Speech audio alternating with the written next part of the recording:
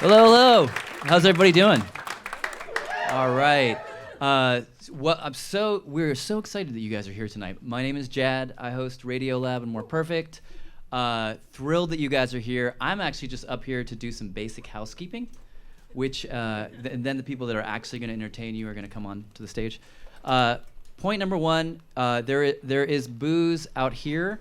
If you didn't notice, this actually supports journalism. So this is probably the only place in New York that actually that is true. So definitely get some booze from now until 8:30. Point number two, silence your phones. This is a chance for us to all have that rare thing, which is a communal moment together in a space. So silence your phones, though you can tweet as much as you want. Just keep it on silent. And then number three, who here's a WNYC member? All right, folks over there on the left. For all of you who are not, be like those people over here.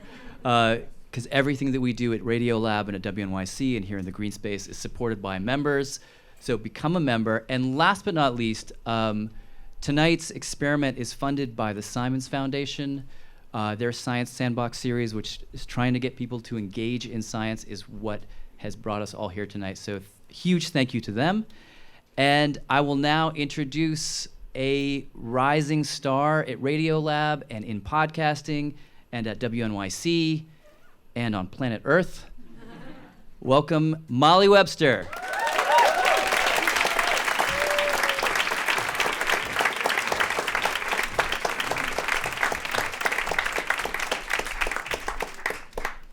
Planet Earth might have been a bit bold, I will just say. Thank you for coming. You get like the back end over there. I'm just gonna like organize a little.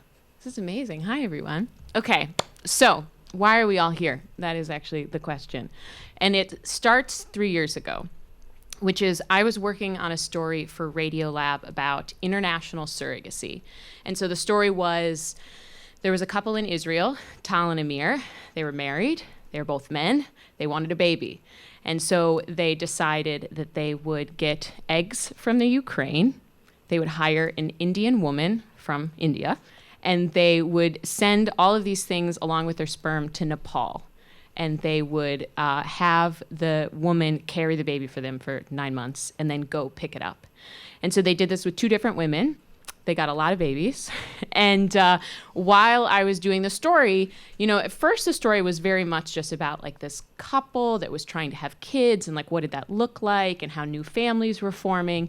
And all of these interesting questions started coming out of it. And one of the ones that really stuck with me is like, what does it mean to be a parent? Was it an egg? Was it a sperm? Was it if you donated some sort of genetic contribution? Was it the womb that carried the baby? Was it who wanted the baby most? Was it money? And I thought, wow, this is really interesting. There's like a lot happening just in this story. So I had like ringing in my ears. And right around this time, like DOMA passed. And so I was like, wow, there's a lot happening with families. Technology is letting us do a lot to like create new types of families. And it's also bringing up all these questions. So when that story was done, one of the next stories that I did was about editing DNA. And so there's this new technology called CRISPR, and you can edit DNA in ways you've never been able to before. And one of the things that came up was that you would be able to actually sort of change the future of human evolution, like what you pass on to the next generation. And so suddenly from that, I'm thinking to myself, what does it actually mean to be a human in the way that, like, if we were to alter something that, like, next generation wouldn't be us? And then I was thinking, like, what does it mean to, like, pass on things? So that story ends. Lots of questions. I'm really fun at a dinner party, by the way. And then I did a story about growing embryos in the lab in a petri dish. And it had me thinking, like, what is it? Like, what's abortion if you take the woman's body out of the equation and you have these like embryos sort of separate in a lab? So I have all these questions rolling around. And I realized what was happening was that there was like a lot of new things happening in science or things that were letting us sort of reimagine what it meant to make more of ourselves, like as humans, to just keep going on in different generations. And I got very, very excited about this. And I'll tell you, the thing that actually got me the most excited was twins, because I always thought, like, okay, we all know what twins are, right? It's like one egg fertilized by a sperm and it splits into two, or it's two eggs fertilized by two sperm at the same time, and you're like, okay, that's a twin. And then I realized that in vitro fertilization, what you actually do is create tons of twins in petri dishes in the lab, right? And then you freeze some of them. And so some of those twins are born, and then a few years later, you'll implant the rest of the embryos, and you'll get another baby, and you don't call them twins anymore, you call them siblings. And I was like, what? Like, your whole personal narrative has changed just because I put you in a freezer for like 4 years. And then I thought, and I'm a person, I really like thinking about families and relationships. I have a lot of sisters, siblings, all that stuff. And so I was like kind of losing my mind when even like fundamental truths that I thought were like biological, immutable facts were turning out to be wrong. So around maybe like my 10th pitch about some sort of story about humans making more of themselves, I think it was artificial wombs in a lab somewhere, Jad said, okay, hold up. Maybe what you should do is just do a series on human reproduction. And so that's what we're going to do. We're working on it now. It comes out this summer. I'm reporting it and hosting it. And so tonight is sort of the first step in that series. It's you're getting kind of a behind-the-scenes look at what is truly an experiment. And it's pretty fun. And we're super excited about it. So, be kind to us tonight. And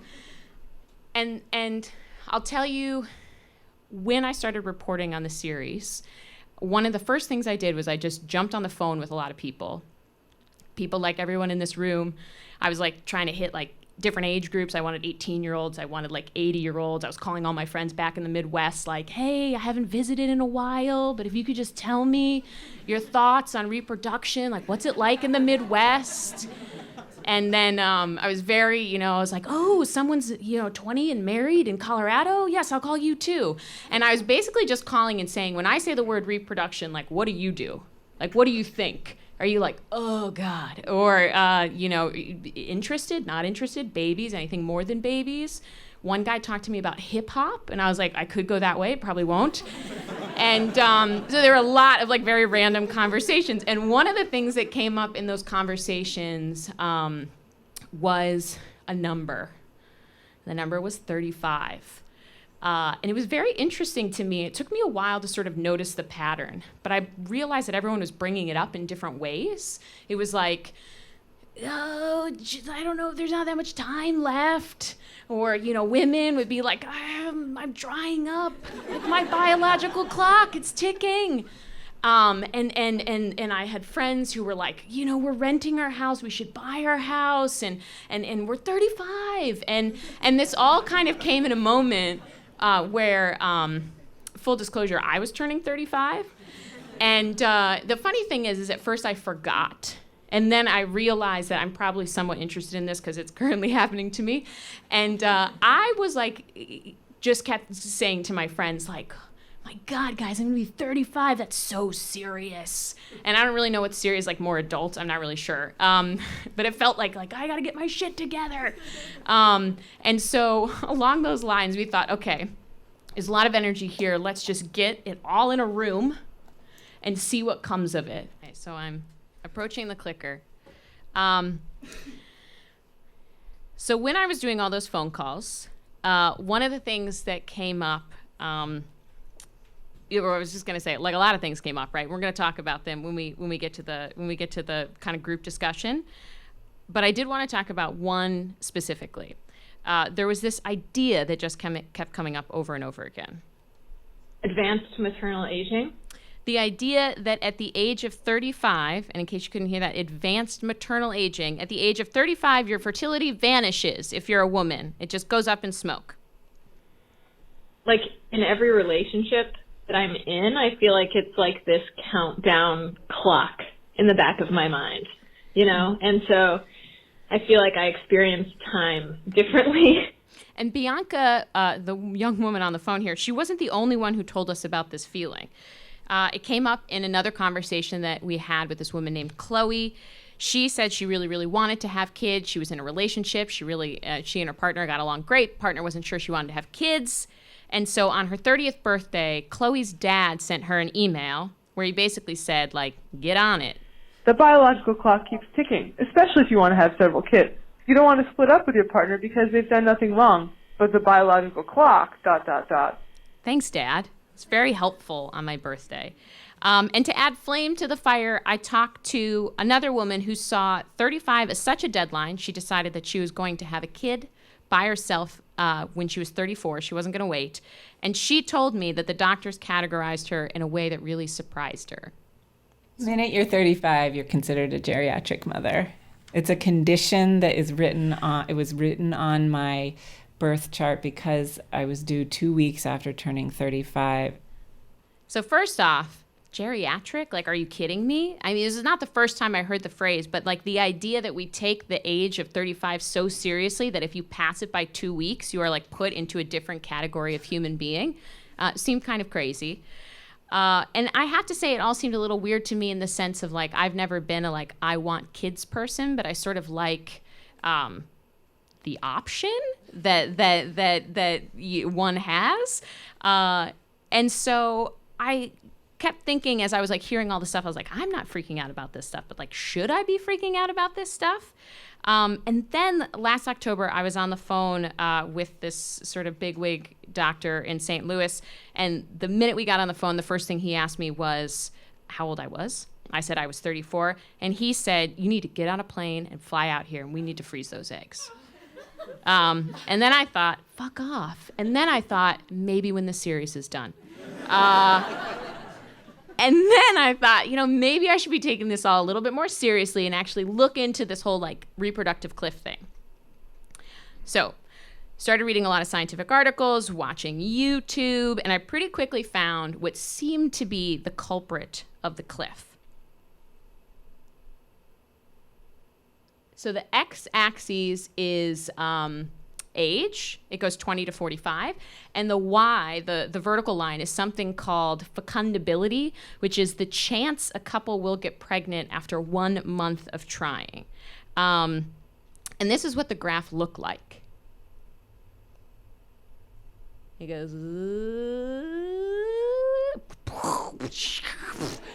and then there's like a fireball at the ends.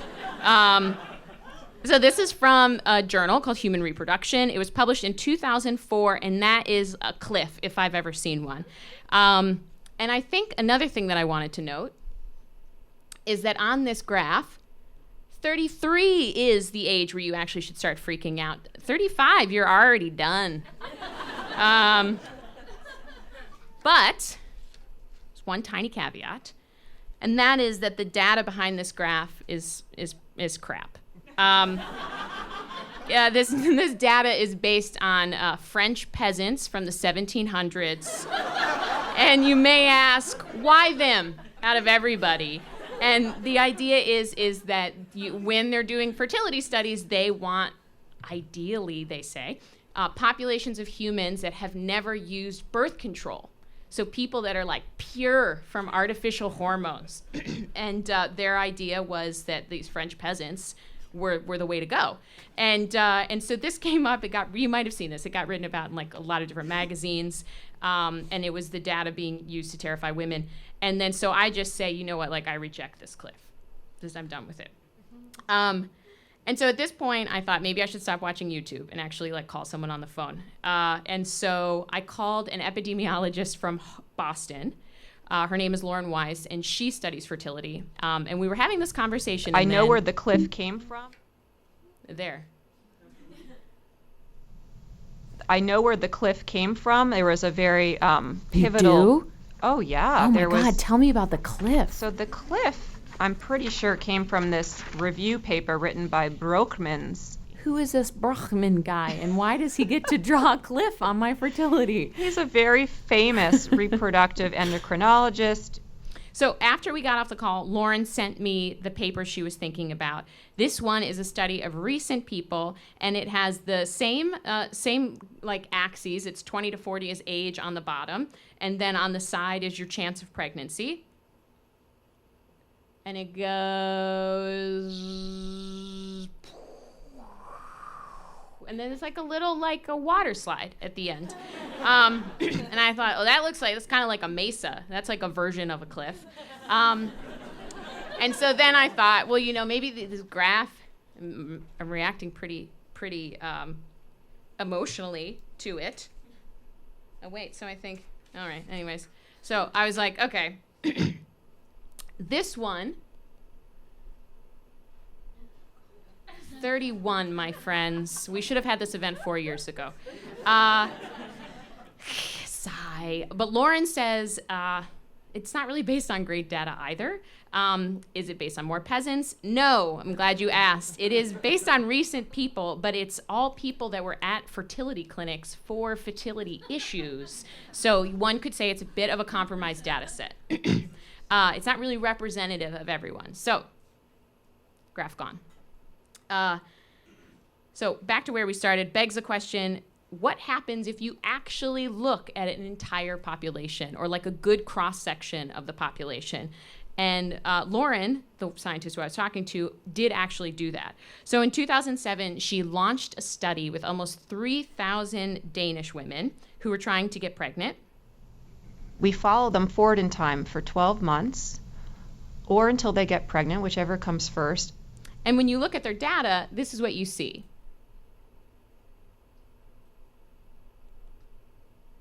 Ooh, there we go. There with that. I feel good about that. Does anybody else? All right. So in this one, your fertility goes up for a little while. Right? I gotta get my clicking down. 30, it goes up till you're 30, and then when you're 35, you're actually just below the fertility you had when you were 20, which seems like that seems great. So I thought, all right, I'm reacting very emotionally. Tell me some numbers. And so they said for 20 to 24-year-olds, after 1 year of trying and having regular sex, which is actually like a technical term, so take that as you will, but I won't judge you, the chance of being pregnant, 78%. Okay. And if you're aged 35 to 40, that percentage is 72%. that feels like, oh, I'll take those odds. Yeah. So if you're in the 35 to 40-year-old age group here, as I am, that means you have a 3 out of 4 chance of getting pregnant. And you have to keep in mind, these are rough estimates. So obviously fertility is affected by age, but it's not the only thing that's affected by age. Miscarriage rates go up as you get older. Down syndrome rates also go up. So treat these like ballpark figures for now, but just in your mind, remember 72% for 35 to 40-year-olds. And so to me, this graph, it's like less cliff, more like English countryside. Like I will go get a pint on my way to pregnancy. This one actually made me want to call all those people we heard earlier on the phone and be like, psst, send this to your dad, right? But Now, I should say that our latest research from the North American study shows stronger effects. not so fast, Webster. Not so fast. A couple of years after the Denmark study, Lauren and her team were like, Well, Denmark is cool, but what about other countries? so they start the same study in US and Canada.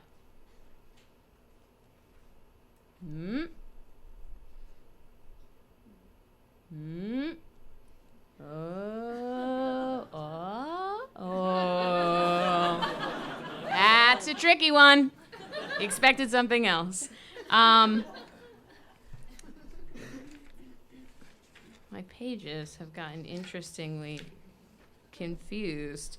This one, I felt sadder when I looked at it. I felt like this is less English countryside, more like a mountain biking championship sponsored by Red Bull was kind of my feeling on this one. And this is what Lauren said. It is steep. It's something you wouldn't want to take your kid on for a walk. You would want to wear a helmet and some protective equipment. And do you think the different results is different parts of the globe? So like they're both truly representative of the area they're in, or like that one is wrong and it's really a line and not an uphill and then a downhill? Oh, that is such a good question, Molly, and I don't know the answer to it. It could be differences in diet, in the environment, and smoking. It could be just all that bike riding in Denmark. Who knows? We all just need to go to Denmark. Exactly. Honestly, it seems like I should have been having sex in Denmark when I was 30. Exactly. That is the take-home message of our study. Or I should not have been. And it was very good that I was in North America, depending on what you want your outcome to be. Exactly. So the Danish study, I think, is a happier, cheerier study. And it's true. If you look at the numbers for the North American study, they are lower. So if you're in the 37 to 39-year-old age range and you have sex, again, regularly for 1 year, you have a 67% chance at conception. Past 40, it drops to 55. So take that in. There are 3 things I took away from talking to Lauren. First, it's pretty obvious that there is no cliff. As another biologist I spoke with said, like nothing in biology is a cliff, right? It's all just like a gradual change. It's like a gradual decline with age. And in a way, there's something about it being gradual. It kind of lets you choose to freak out where you want to freak out.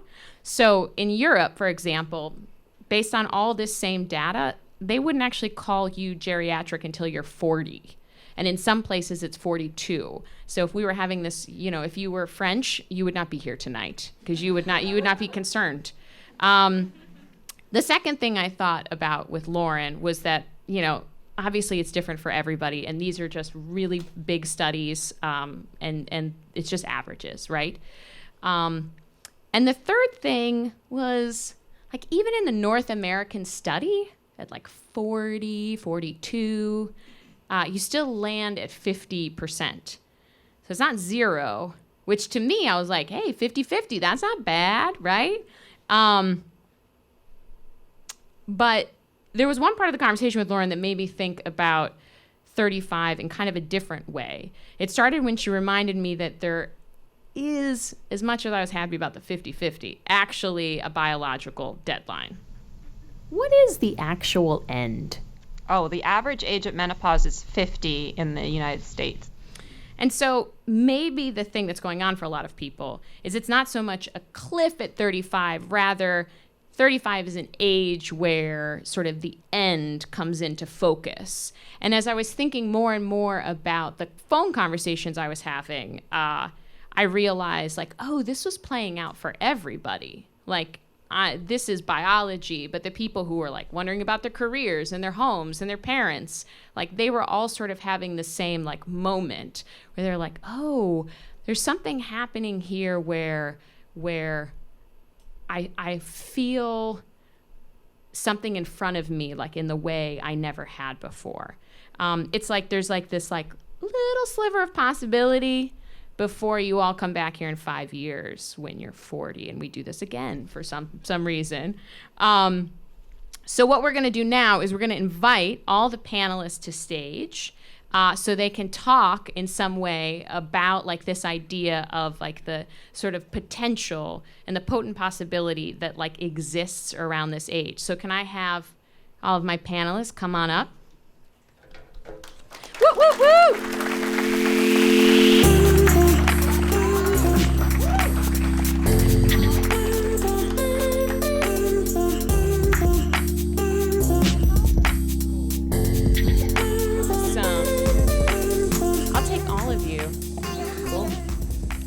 Is it?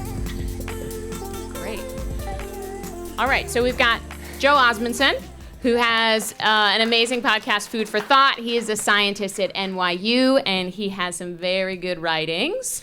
We have Lily Binns, who is with Palabalist Dance Company. Awesome.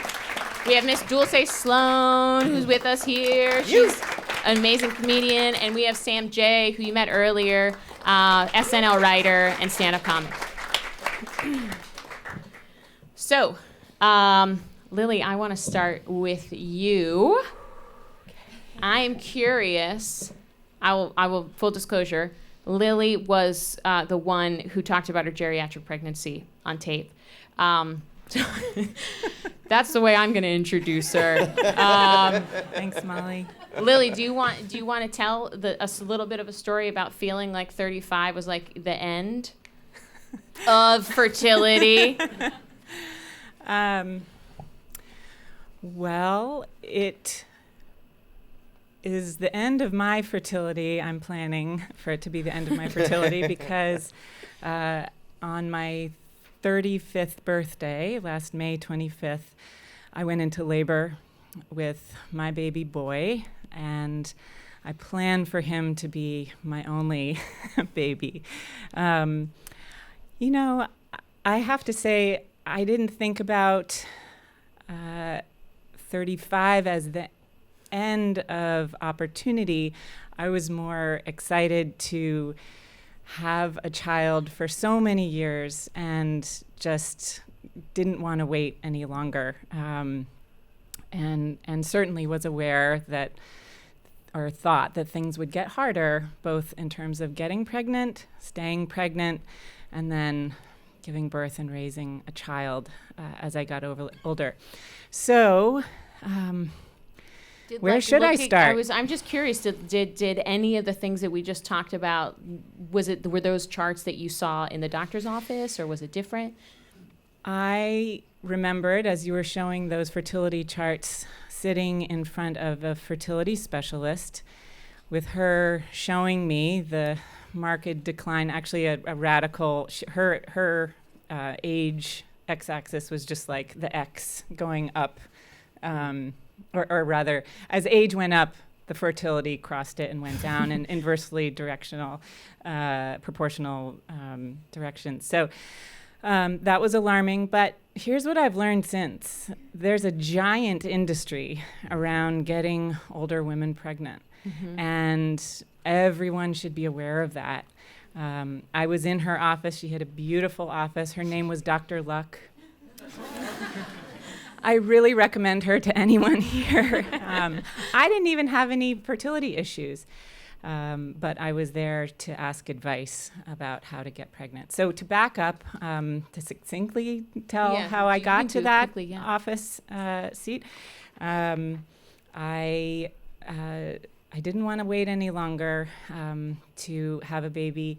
I didn't have a partner, and I decided, pretty much in a flash, after much debate, about a year and a half before that point, that I was going to go ahead and become a single mother by choice by using an anonymous donor to get pregnant and then to have a baby. So I was on my 5th cycle of intrauterine insemination, and that's how I ultimately got pregnant with Dr. Luck. And almost 10 months later, I gave birth to my boy, and that was 9.5 months ago. So 35 has been a wonderful year for me, and I think it will just keep getting better. Joe, you just celebrated your 35th birthday. Yes. And I was made aware of that because I was looking at his Twitter, and he posted a picture of Cinderella turning back into a pumpkin and was like, "Today's my 35th birthday." There it is. Yep. So do you want to unpack a little, like what that meant? Yeah, I mean, I think for me as a gay man, certainly there's the myth in the gay community that you sort of age out of attractiveness. And I sort of felt that connect to also aging out of being able to date. And my life has changed a lot in the last 12 months. And I was just thinking as we were talking that I had spent my 30th birthday, which is another sort of milestone, getting plowed by my boyfriend at the time, who was like gorgeous. And I was like, oh, what a time to be alive. I'm 30. And then I spent my 35th birthday, I went to work. I went to therapy, me and Dr. Eric. 35th birthday, I cried a lot. And then I came home and drank a bottle of wine by myself and tweeted. That sounds like 35. This is the result of that bottle of wine. It was a great career move. I recommend everyone out there to tweet all of their feelings, and then they'll get them jobs. No, it was just the joke, and it was a joke, and at the same time as we worry that it's true. That I'm kind of going to be done, that like I might get more settled in my career, I might feel more myself than ever, but that in terms of filling out this other aspect of my life that has more to do with family, that the opportunity to I think also a friend of mine said the other day that by the time you turn 30, nonetheless 35, whether or not you're single, you have emotional baggage. Like you carry shit with you. And so like it's that idea of aging out of attractiveness, feeling too emotionally damaged to be able to open myself up to a new homosexual. My God. Wait, I want to, Sam, you're nodding a lot. You're just you're like, oh, preach, Joe. Yeah, preach. he's hitting all the right notes right now. Yeah. I was just like, yeah, that's 35. That's your 35th birthday. Wine, emotions, alone. Twitter. Yeah. It's typically how it goes. I'm not 35 yet. Yeah. Sorry. Get ready, bitch. I It's just want to know coming. how you feeling right now, Dulce. When do you turn 35? Y'all are going through a whole lot. I turned 35 July 4th this year. Oh. Because my mother's down with holidays. I was born on July 4th. My brother was born on Thanksgiving. Good job, Mom. I mean, she just said God did it so she wouldn't forget our birthdays. Mom's got jokes. Yeah, that's full. where Dulce gets it. But no, like I think turning 33 for me felt more like a thing. 'Cause everyone's like, it's your Jesus year. And I was like, I don't know what that means. But then once you found out what it meant, you were like, shit. I was like, yeah. And I was like, I know I'm not getting crucified, so I think I'll be all right. Not dying for anybody's sins. But I think as I grew up Christian, I'm like, Jesus here. And I'm like, relax, calm down. I'm not the son of anybody. But I think I was never afraid of 35. Yeah. Because Are you now? no. Good. Nah, y'all ain't gonna put this spirit of fear on me. I don't think it's Get fear. that. I'm not doing it. I don't think it's fear though. I'm not. I wasn't afraid to become 35 at all. I just think when I say that's 35, it's wine. It's not because of a fear thing. It's just like you're so much more settled in yourself, Right. that you just don't have time for extra shit. Like you don't So need it's to like turn up. when you're 30, you run out and seek the party still. You're Right. like, it's my 30th. I have to have a party. When you're 35, you're like, I don't give a shit, man. Yeah. I'm gonna yeah, catch my up on my Netflix. Like you're just like, I'm cool with me. You know what I mean? Yeah, my 30th birthday was a doble quinceañera, so I'm a crazy person. I had the dress, I had the crown, I had the shoes, I had the chamblades, I had damas, I had everything. I'm not Latina. So...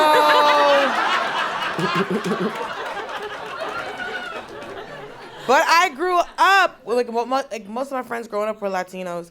And so my homegirl was there to explain to my black family what the hell was going on. And then I had a drag queen perform. He put his nuts on my Uncle Joe. It was very confusing. Man. Wow. Can we get an invite to 35? Thank you. I don't know what I'm going to do. But, like, the thing is with me is, like, I've moved so much. Like, I started doing stand-up full-time in November of 2015. July of 2017, I booked The Daily Show. And then, thank you. And then I moved here in September. Mm-hmm. But February 2016, I moved to LA. Mm-hmm. And then, so I moved to my apartment September 3rd of 2016 in LA. September 3rd, 2017, I was moving to New York. Yeah. So I was like, okay, shit. So, like, job stuff has always been so important. But I've wanted to be a mother since I was 6 years old. Mm-hmm. So it's this confusing thing where it's like, all right, I got to find somebody to put a baby in there. Mm. But at the same time, last year was no broke dudes 2017. Good job. How'd that work out? Oh, the problem is broke dudes have the best D. We all know that. I was about to say, you would have been pregnant by now if you were fucking with a broke dude. Yes! Broke dudes never have a condom. They have a lot of time to fuck. They have a lot of time to fuck. They're fucking for a place to stay, and they're not gonna get me caught up. I want to say that Joe agrees. Yeah, no, absolutely. Broke dudes. Everybody knows that. Yeah. I had one this afternoon. It's like a bad. Broke dudes always broke dudes will set you the fuck up. I plan to be on yachts. I can't. Bitch, I'm on TV. I can't be with somebody. But I don't get people you get pressure from your family. No, my mother wants me to be straight when I have a kid, as in she wants me to financially be able to do it. My mother had me when she was 21, and my brother when she was 22. By the time my mother was 35, I was 14, and she got divorced when I was 3. So she raised us by herself. So when I think about the other day, I was like, fuck, when my mom was my age, I was 13. And my brother was 12, and she kept us alive on a daily basis. But now she's 56. I asked, she's 55, 56, and I asked the other day, I was like, Mama, do you feel like an adult every day? She's like, fuck no. Yeah. How do you do that? She doesn't, but she also said to me the other day, we grew up together. Yeah. She was 21 when I was born. Yeah. So we literally grew up together. So seeing everything that she worked very hard. We always had Christmas. It's not like my mother couldn't provide for us. I was fat my entire life, so we ate very well. But knowing everything that my mom had to go through and that she couldn't do, because she had to, she left college. She got her certification. She did some nuclear shit. Some Homer Simpson shit. That's a degree. Nuclear. Right. So my mother, nuclear. Homer Simpson shit. That's what she told me. She's like, I did that Homer Simpson shit. So she got a degree in some nuclear shit, and then I came. Yeah. You can't tow the baby to a nuclear power plant. So you can, but she didn't. So yeah. Joseph, you're nodding down there. Yeah, I mean, I've been thinking a lot of what you said about the tension between career and family, and that's something I think that, at least for me, I had notions of both of those things in my head around the age of 35. By the age of 35, my shit should be settled financially. I should have a job, a career, and I should have a family. And what I think has happened is the economy has always been bad, but it's changed so much that so many people our age have to move a lot. Right. And when you move a lot, you leave people behind usually, right? So it's we're dealing with all of these structural and economic differences in terms of how we have to make our lives, and changes that fundamentally make it hard to have a family. Well, the good thing about me moving was that we moved in moving to LA, the 2 trash dudes I was messing with. They stayed. They're out. Not only did they stay, one of them's engaged and the other one's already married. And I was like, oh, yeah. Because I called my mom and she said, good, praise God. Them when your husband's anyway. So now it's a different thing. Plus, it was good. I moved to New York. I'm probably going to have to find a husband here. I'm East Coast fine. So... Lily, can I ask you, one of the things that we were talking about before the show was there's a lot of family discussion. One of the things we were talking about before the show is kind of not family always being blood. Yes, I'm all about chosen family, huge advocate for gathering people around you, no matter what station you are in life. It is what I've been #blessed to be able to do. And my chosen family has 100% allowed me to do what I have done. I have not done it all alone. And in fact, I think I've had way more support than I believe most 2-person couples having kids often find themselves, or most birth mothers have themselves. Specifically, I was, interested in this idea, and a family of a mom and a dad and 2 young teenagers really kind of wrapped their arms around me and said, you should have a baby and we will all help you raise it. And I believed them, and I could go into a lot of stories about I was how we got saying to here, Lily ahead of the show, I would just be alone in my apartment in Greenpoint, calling people I have a baby, will you come help me? And then they would all say no. And I just think the human race didn't survive until this day with people having babies by themselves. We're not meant to do that. We have to gather people around us for support, even if we are successfully or unsuccessfully, as the case may be, partnered. So I'm on a big mission going forward to advocate for that kind of support and to show up for other people who are having babies as well. You can never give enough support, whether it's emotional or material or humorous or whatever. And the great thing about babies, just to market the experience a little more. If anyone's on the fence, now's the time. No. Attention. I'm going to convince you by the end of the night. Is that they have the effect of gathering people. They're like these little balls of love that glow and emanate the energy outward, and it just keeps building and building. And I'm telling you, my baby, I mean, I think he's incredibly special, but I don't think it's just him. But he has had the effect of like making family members nicer, everyone's nodding. less annoying, people have like, bridged disconnects that were long-standing just to come around my baby, and he makes people fall in love. Because new life is like so hope. It's cool.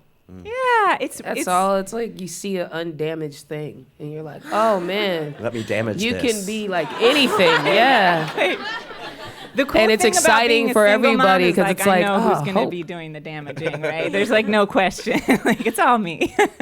Sam, I want to talk to you. You had like a very specific sort of 35 career trajectory that was well mapped out. Do you want to talk about that a little, or why 35 became the?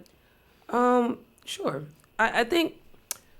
So for me, I started comedy at 29, and I was doing a lot of shit before that just was very unfulfilling. And I was working at like an insurance company in a mailroom, and I was just like, oh, is this gonna be my fucking life, And at 29, I was kind of like, okay, you have to start now changing some shit, because if you don't, you're gonna look up and you're gonna be 35. And I don't know why that was the age, but that was just the age in my head. I was like, you're gonna look up and you're gonna be 35 and you're gonna be in this cubicle with these people, and you're gonna be just as miserable as they are, because like this is not a fulfilling life for anybody. Just coming in, clocking in, trapped in a fucking basement of an insurance company, delivering insurance mail around a fucking building. Yeah, it sounds tragic. It's terrible. And so for me, 35, so at 29, I said, all right, you're just going to put your head down and do stand-up. And, you've given your energy to a lot of bullshit in your life. You've spent 8 years in Atlanta, like, getting drunk and going to strip clubs. Like, you fucked off enough time. You need to, like, focus on something, really work hard on something. And I kind of took it, like, by compartments. I was just like, put your head down for a year and just give this thing everything you have. And if in a year you look up and you're further than you were, put your head down for another year. And if you keep doing that and just taking it like that, then by 35, things should be dramatically different. And that was kind of my goal. I was like, I have to look at my life when I'm 35, and it has to look completely different than what the fuck is going on right now when I'm 29. Yeah. And I think 35 was the age for me, because it always felt to me that was the age where if people didn't make that turn yet, they were kind of what the fuck they were. I mean, there's always like these miracle people that like figure it out at 50. But like for the most part, I felt like, like these 50-year-olds were like, oh, I do triathlons now. And you're like, what? But like for the most part, that's who I am now. I used to be a doctor. Now I'm a triathlon motherfucker. You're like, okay, I guess. But I felt like 35 for me was where most of the people in my life were kind of, that was what they were going to be. If they were still doing that office thing, that's pretty much what they did until forever, And I just wanted a different life, you know what I mean? I wanted a life that felt fulfilled. And so I just made a 5-year plan. At like 29, I was about to turn 30. And I was like, you just got to kind of like start knocking these things down. And then around my 35th birthday, for some odd reason, I found my old like journaling comedy goal book. And I was looking through it, and it was like some of the shit that I had written down, it was like to the year. It was like right there. And I was like, wow, there's such a power in just manifesting what you want. Like saying it, believing you can do it, and then like going to do it. You can really like turn those corners in your life. You know what I mean? Which I think a lot of people feel trapped, But because you just get into the routine of things, and you get into the routine of survival. Yeah. Really, which is what I think the biggest part of it is just you get into the routine of surviving, and in that you lose yourself sometimes. So for me, by the time I hit 35, I just wanted to feel found. I didn't want to feel lost anymore. Right. That was like a huge thing. Because I was like, if I still feel lost at 35, I'm probably just going to say, fuck it. You know? And just if at 35 I'm like, fuck it, then this is what I'm doing. You know what I mean? Yeah. Dulce, you had a very fast career ascent, too. Did you have some of these similar? It's interesting because people think I had a very fast ascent. I decided to become an actor when I was 6 years old. Okay. So... And I'm 34 and now I'm on a TV show. So it's like, it wasn't that fast, y'all. But no, I decided to become an actor at 6. And then I did theater all through elementary school and middle school and high school. Got a theater degree, graduated with a theater degree. And fuck you assholes, because I'm using my theater degree. Stop letting people say theater degrees are useless. Bitch, I'm on TV. I'm on TV! Okay? My theater degree paying the fuck out. I don't know about the rest of y'all, but I was shooting all day, okay? So I didn't start stand-up until I was 27, but that was because another comic told me I was a comic. Oh, interesting. And a friend of mine worked at a comedy club in Atlanta. I would go up there to bother her, and because she would let me in for free. And... it was just like, I'm not doing anything else. I would do plays around Atlanta, and I did improv for 2 years. And I would do these things that are called Full Tank Saturdays, where I would just go to different auditions and different workshops. Like, I was always, like, as soon as I got out of college, I was like, this has to happen. Mm-hmm. There's nothing else I'm going to do. And people are like, oh, you have a backup plan? No, I'm not having a back. This is the plan. And so I became a stand-up. I started doing stand-up at 27. Because another comic I met when I was 25 was like, you are a comic. And I was like, mm-mm. And he's like, I have a stand-up class, come take it. And I refused to do it because stand-up scared me. Because I was an actor. And so I was like, no, every time I'm on stage, it's not me and it's not my words. Stand-up's the exact opposite. So stand-up scared the shit out of me. And so he taught a comedy class, and for 2 years I kept running into him at different places. He made me take the class. Because it was like $300 and I wasn't working. And I was like, I don't have the money for this. And he's like, this is what you're supposed to be doing. You're taking my class and I'm not going to make you pay for it. Yeah. So, and this is Big Kenny, by the way. He mentored me for 3 years. So when I started doing stand-up around Atlanta, I had a 5-minute set that a comic who had been doing stand-up for 15 years helped me write. So that's how I came out of the gate, was prepared. And so, and then I already had the theater training. So I knew how to perform on stage. I knew how to be on stage, and I had a 5-minute set. I was just a comedic genius. I just want that noted. For the record. My rise had nothing, no levels. Negro, I did not interrupt your story. I just want that on the record. I let you be a sad bitch selling insurance. I did not open my mouth. Just want that on the record, thank you. Because I didn't talk about all the times I did bilingual customer service while I was doing stand-up. So I just tell people in 2 languages, I'm not turning their lights back on. We're not picking up your fucking trash. I worked a lot of places speaking Spanish. Come by this stucco. Like then I had a jewelry business. Then I did kids parties where they did, like I was a bitch that worked and then hooked up with trash dudes. So this is the thing that happens. There's certain parallels. And so work was always the focus. And like people ask me now, it's like, does your mother pressure you to get married and have kids? It's like, no. My mother wants me to be stable. And I have had, as a stand-up comic, your life is not stable. Like, I performed in maybe 11 or 15 states last year. Men don't like it when you go on the road. Even if you're gone for 2 days, all of a sudden you get back, you met a new bitch. Nigga, I've been gone for 48 hours. Who did you meet? Child, I can talk about that. Right. So for me, it's always, okay, I'm working so much, I'm doing this. So it's because I do want to be married. I do want to have children. I want to have a stable situation just for me, but that's what I want. Yeah. I can't look at someone else and go, this is what you have to have. But what I also did not appreciate is my mother did not pressure me, but when I worked these day jobs, these people who have these lives that they hate would look at me and go, well, you in I your don't 30s. like how you pointed at me. Because you were talking about them people at the job that I you mean, it's had. fine. I'm just saying I didn't like it. You know what? I'm here for confirmation. I'm not here for this. Fuck you, Sam Dre. So, but these people that were settling and just had to have jobs and didn't have careers, like there was one girl at work who would always, this one woman at work would always fuck with me. And she would just go, you ain't got no kids, you ain't got no kids. Because I'd be the only woman there in an office of 25 people that didn't have any kids. Yeah. And it baffled everyone. And one day I just said to this woman, no, I don't have any children. I'm not married, and I still live with my mother. Why would I have kids? And she goes, you ain't got to be married to have kids. I said, you didn't have to be married to have kids. And then my supervisor snatched me across the room. And I was like, this bitch started this. Because every day she's asking me why I'm not going to co-sign her mediocre life. Yeah. That's not my fault. I can't do what I do and have, because my mother already told me, if you catch a baby, I'm not helping. So you better have a motherfucker baby. there. Yes.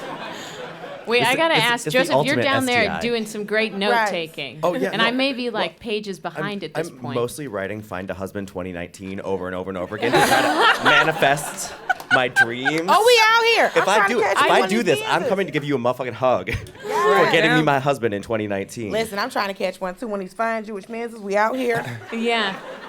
Bitch trying to be on the boat. Don't be broke. Dulce will Jewish be men are hanging really out coming after up. the show. Jewish men are coming up. Jewish men are the men of the time right now. Oh, yeah, they out here. Everybody wants one. Everybody's into them. As long as they quit telling me they ain't really white. That whole dark meat situation, I don't know what that means. I mean, it's one of their lines. It's how they You get it. don't know really what I'm dark meat. I'm like, I don't really like chicken that much. So, what are you talking He's just about? trying to finesse. Joseph, Finesse. one of the things that you told me about,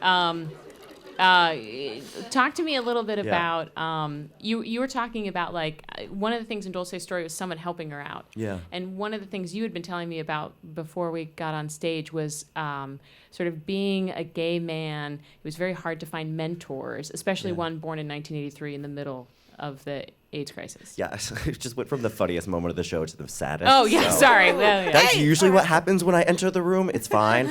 No, I mean, I can't think about being a gay man of my age without thinking of the effect of the HIV/AIDS crisis, both on how I think about life myself, because I was born in '83, which means that I never had a consciousness without HIV/AIDS being in that consciousness.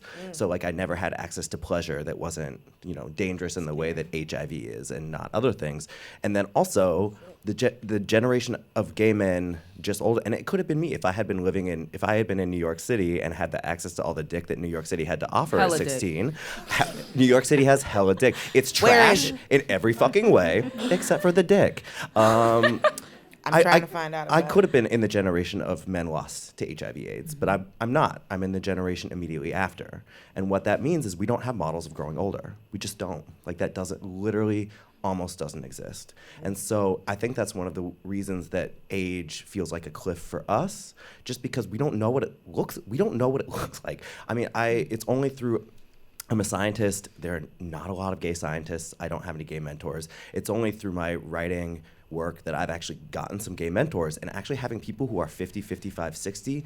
When I broke up with my ex and I thought that was gonna be my husband and I was devastated, I reached out to Alexander Chi, a gay writing mentor of mine who is 50 and found his, I didn't know when he found his. So I said, Alex, when did you meet your husband? And he said, when I was 46. And I started crying because I didn't know what it could possibly look like. There was no example. And so it's only really through the writing community that I've even found people at all who have models of like growing older and doing the creative work that they want to do. Alex also didn't get a tenure track job as a writer, so was broke as fuck, even though he was publishing novels until he was, so it's like looking at people manage to do all of those things and go through the shit. Life has ups and downs. And I think that one thing that's bad about straightness and nuclear family, like my parents had shit that was up and down, but they didn't show me that. Like I didn't see that. My parents went through really tough economic times, but I sort of like, it wasn't shared with me in a way. And so it's like, as an adult, you look to your friends and people older than you to look at what it's like to actually survive a life, to like actually like live a life that has shit happen to it. And you have to get up and you have to go to work and you have to figure out what the next job is gonna be if you get fired. You have to figure out how you're gonna eat if, the book that you thought was gonna sell didn't sell. And like all of that has just been missing from my life until like the last 2 or 3 years. Yeah, I think you really hit on a key thing of just representation being key, and seeing examples of yourself doing the things that you want to do, because if you don't have that, it's very hard to wrap your mind around that existing for yourself. You know what I mean? Like, because I think about that just being like a comic and thinking about when I'm going to have kids, how that's even possible really with what the hell I'm doing day in and day out. Like, how does this all really balance? And how do you have like a healthy relationship with somebody when you're kind of detached a lot? You're not present as much as, you know, a regular, I work 9 to 5, you work 9 to 5, we come home at the same time, we eat there. Like, I'm never going to really have a life that works that way. And we're like the first generation of queer folk who can live sort of visibly and be publicly queer in our work. And what that means is that, again, there isn't a generation of folks who manage families. Queer families. That's what I'm saying. Us. So you don't have like too many people to have that conversation with. Like, I met real quick. I like, it was me and Wanda Sykes were hanging out one night, and I was like, I hate to be weird, but I want to ask you, like, how do you do it? Like, how do you have a wife, you have kids, but you're still like actively doing stand up. You know what I mean? Like, how do you find the balance? And we had a really good conversation about it, but it hit me like, oh, she's probably one of the only people I can talk to this about, because there just isn't people I can talk to this about. And that's kind of shitty, you know? Well, I kind of feel the same way, as in I was thinking about like when I think about like being married, I only had like really one good example of a Black married couple, and that was Monty, Trina, and Uncle Joe. And when you talk about like family, like most of the family I had growing up were people that weren't related to me. Like one of my cousins didn't know that we weren't really cousins until she was about 15 and started doing the math. And she's like, well, who is Auntie Mary? And then she was like, she's trying to figure out whose sister my mom was. And then she realized my mom wasn't anybody's sister, and it kind of fucked her up for like a second, because she found out me and her weren't really cousins. So for me, it's like, okay, I don't have this example of that, because sometimes I think about, okay, being like the idea of being married and being in this long-term thing almost feels like somebody's going, all right, here's Dixie cups and toothpicks, go to the moon. And yes, that's how I kind of sometimes feel about it. And then also being a female comic, you don't see a lot of examples of female comics who are married with children on the road, queer or straight. And the fact that as a woman, people go, oh, so when you have kids, you're going to quit. How can I quit? That's how I live in this house. Like, I can't quit. Who gonna pay this mortgage? So, but it's the same thing as the representation. So I try to talk to female comics, like, you know, talking to Ali Wong and talking to Kira Sultanovich, and being like, how do you do this? Because for me, it's the representation on two sides. It's being a comic and being a Black woman and trying to figure out, how does this work? Because it has to work. Because I had no backup plan when it came to my job. I have no backup plan when it comes to this. Well, it's an interesting, like, this idea of sort of your chosen family. Like, Lily, I think that's a really cool phrase. And, like, sort of what everyone's saying here is, you know, finding people, like, at this age, you found people to help you. You sort of settled into yourself more. You, like, grew into yourself. One of the reasons we wanted to do this is because, like, you have a whole bunch of people in the room who can sort of, like, represent themselves and sort of gather around each other. So we are going to have to end the panel part, but one of the things that I wanted to come from this, and it's kind of cool that the conversation got here naturally, is one of the things I've been thinking about is just that 35 has changed a lot, as we were talking about, between different generations. It looks a lot of different ways. Like, if you look at everyone in this room, if you look at the people on this stage. And so we have a homework assignment for everybody. Everyone on this stage looks good as shit, by the way. Yeah. Look at how young these people look. And melanin. Yeah, we were all talking about our skincare treatments backstage. And blackness. Yeah.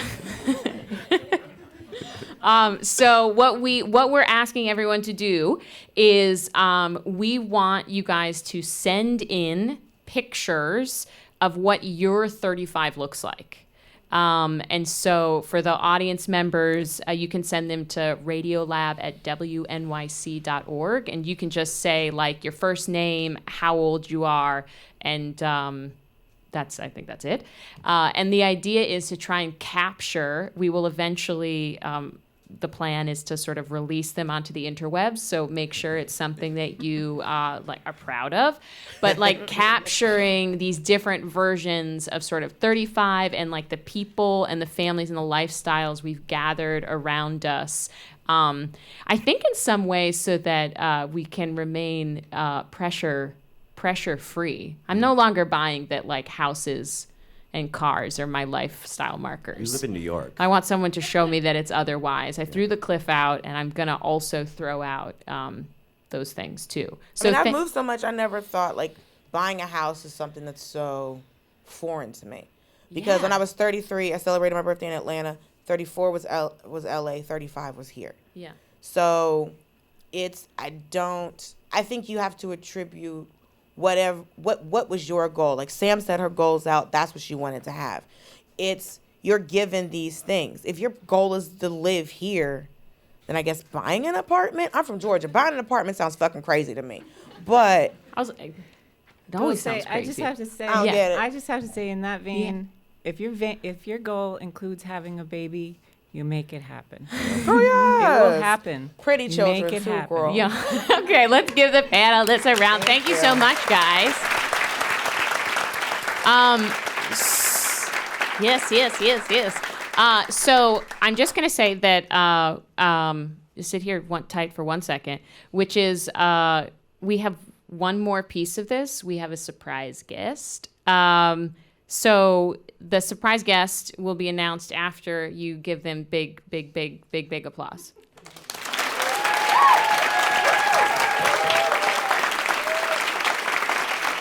So while we start to clear off the stage, our surprise guest is the musician B. Beeman. And so he is a musician we love from San Francisco. He happens to be 35. He was in town last night for a concert at Carnegie Hall. You'll hear his work. He's like a really amazing singer-songwriter, and he combines like pop, R&B, folk, socially conscious music. And so he's going to come to the stage and he's going to sing us a couple of tunes to get us out and also reflect a little on being 35 and a dad.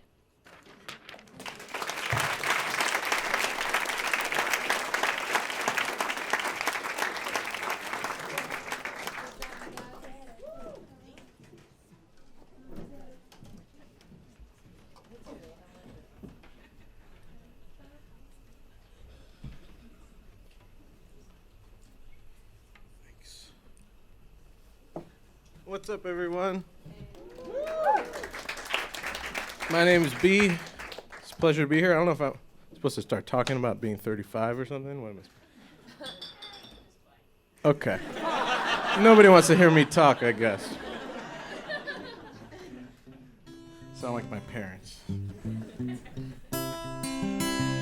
Is that coming through?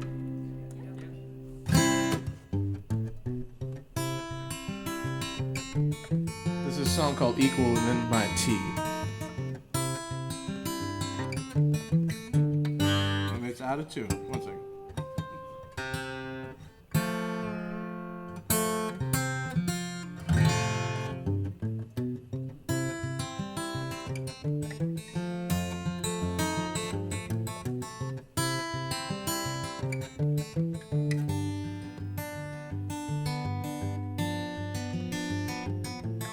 I met a girl today, she tasted like the finest Mexican wine. I like Mexican wine, and I asked this little flower if she would be all mine. She said, hell no, I need a man to treat me like a queen all day and night. Need a man with money, style, power, prospects, a man looking for a wife. And I said, bitch, just wanted a kiss. You got yourself an unrealistic wish. Looking for a man who's all that and a bag of chips. Well, I must have struck a chord or something, 'cause pretty soon our hearts is thumping. She grabbed me by the hips and we locked lips. I didn't know it, but I'd found my future wife. She gave my dart its fin and gave my eyes their sight. Hey baby, you're the equal in my teeth. Hey honey, you can take as long as you need to satisfy me.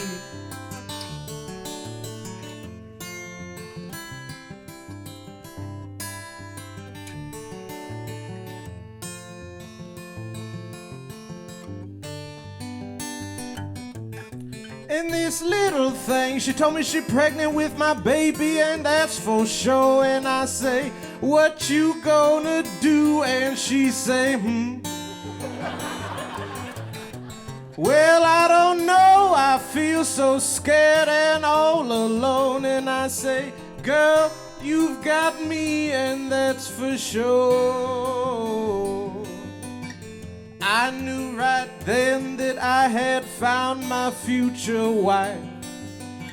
She gave my heart its stent and gave my daughter life. Hey baby, you're the equal in my teeth. Hey honey, you've been taking your sweet time to satisfy me.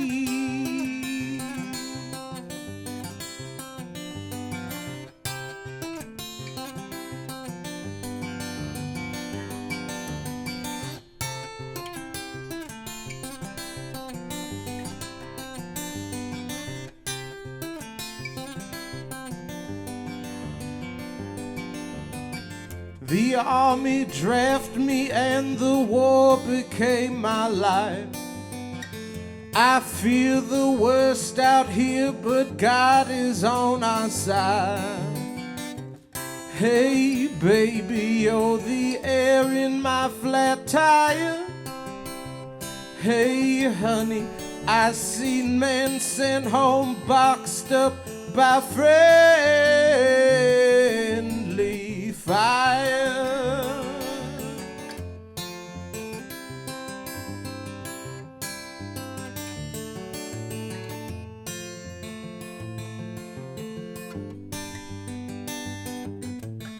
I met a man today, he told me the secret to the Mideast peace resolve. You gotta let that man-made problem self-evolve. And as for Iraq, they're just lines on a map jotted down by some limey wanker for sure, sharing a long, hearty laugh about the curve. I knew right then this man was quite the bitter fruit. He mute my moot view that Islam would follow suit. Hey stranger, you got moxie out the ass. Hey buddy, these Yankee Franks, you know their empire won't last.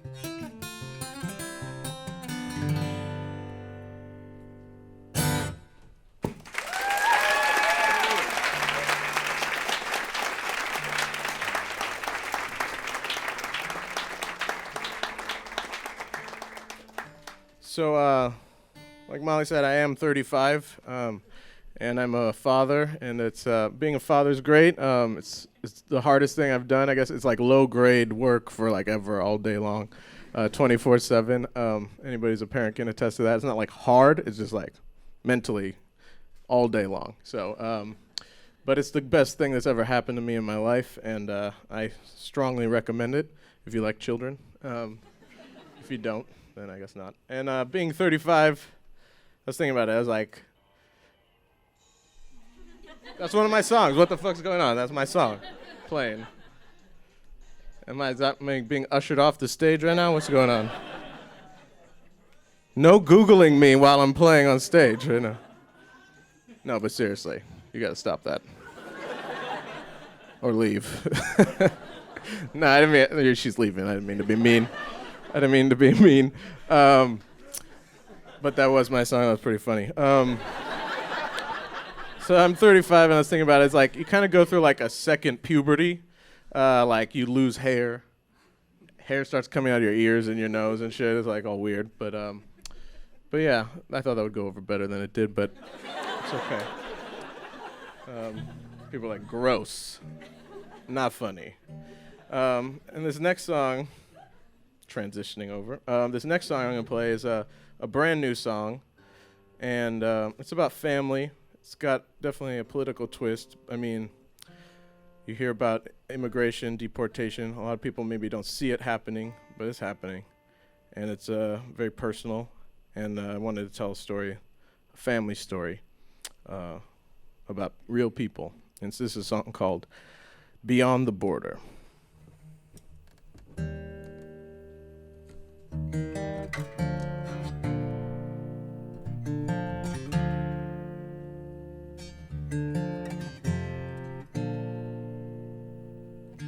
Packed my bags and took the blame. Put my house in my daughter's name. Now my life's gone up in flames. Just beyond the border, kiss my baby last goodbye. Wipe the tears out from her eyes. Now she's left to wonder why. Just beyond the border, it's like we're an outbreak, and they are the treatment. They give us heartache and keep all the freedom. It's like we're an outbreak. It's like we're an outbreak.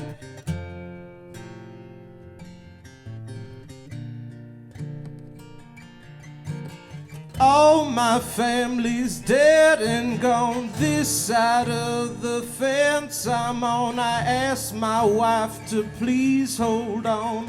Just beyond the border, all my nightmares just came true. Down here there ain't shit to do. I picked a nasty habit too.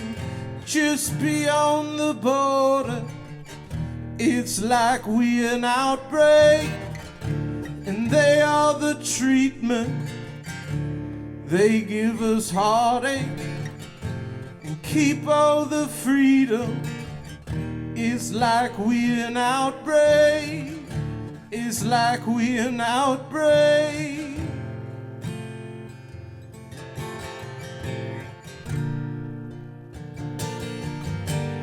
I've been saying all along, I've been saying all along that something's wrong. Everyone's lost their goddamn mind. Everyone's lost their mind.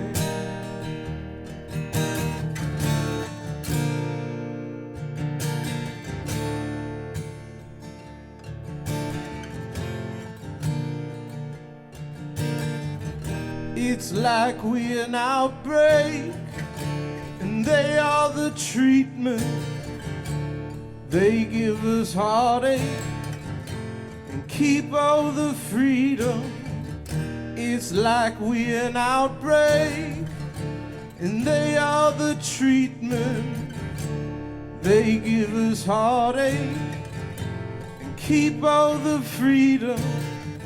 It's like we're an outbreak.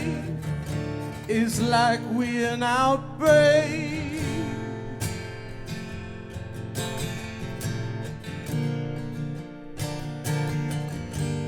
I've been saying all along,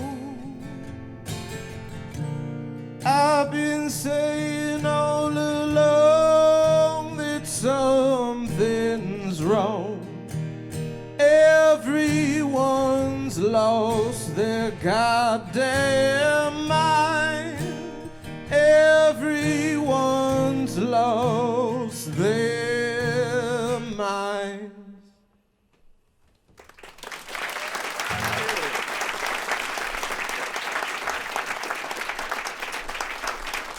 Thank you so much. I've been told to spell my name on stage, so I'm going to do that for you. I have a Hindu name. It's Beeman. It's Bhiman, and it's just Beeman. You don't have to worry about that H or that I. And I'm going to play a song called Gutter Snipe now for you. Unless I'm supposed to say something else. It's about... No, you're about does it. Okay.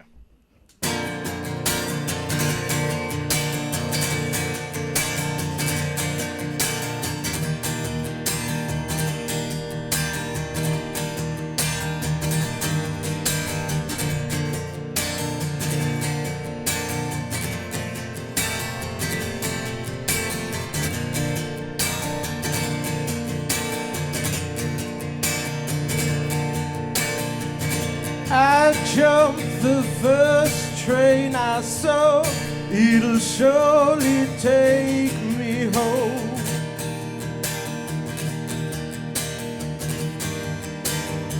If I had a mama, at least I'd have a place to go.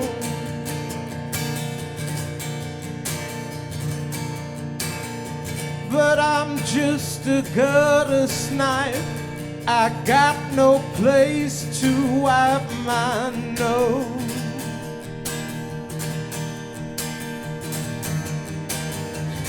I jumped the first train I saw. It'll surely take me home.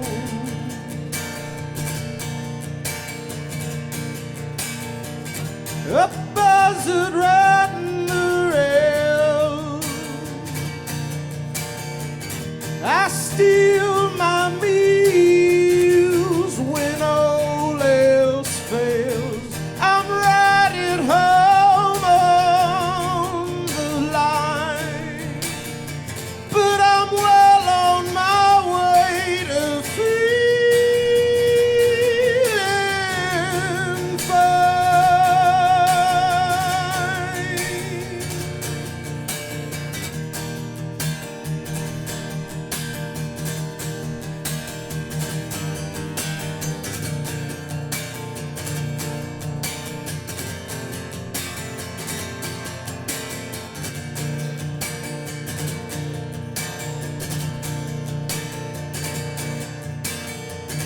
I've been to Juarez, I've been to Houston, Baton Rouge.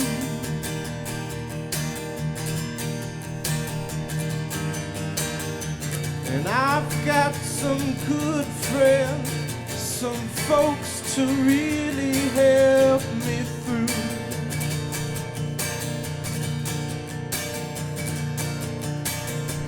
And I've been all over.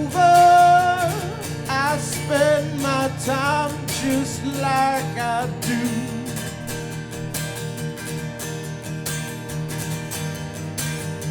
I stay out of trouble, but it's got a way of finding you.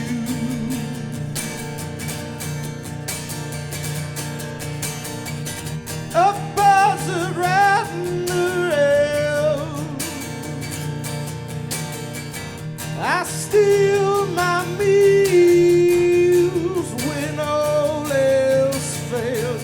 I'm riding home on the line, but I'm well on my way to feeling fine.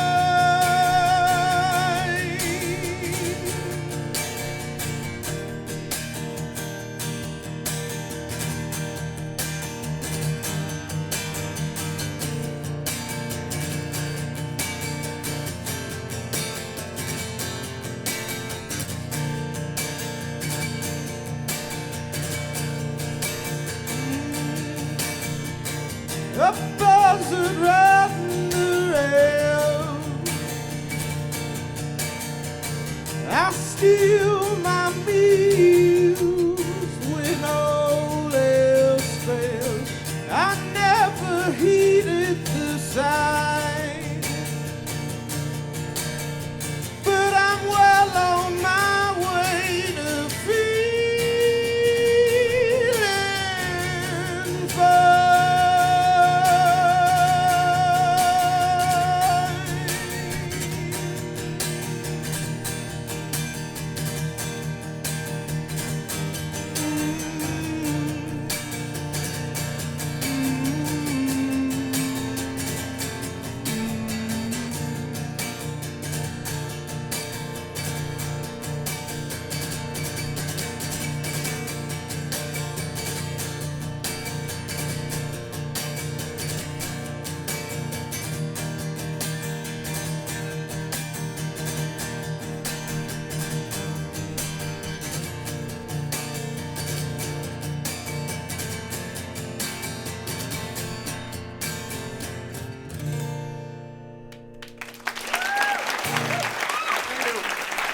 Thank you, everyone.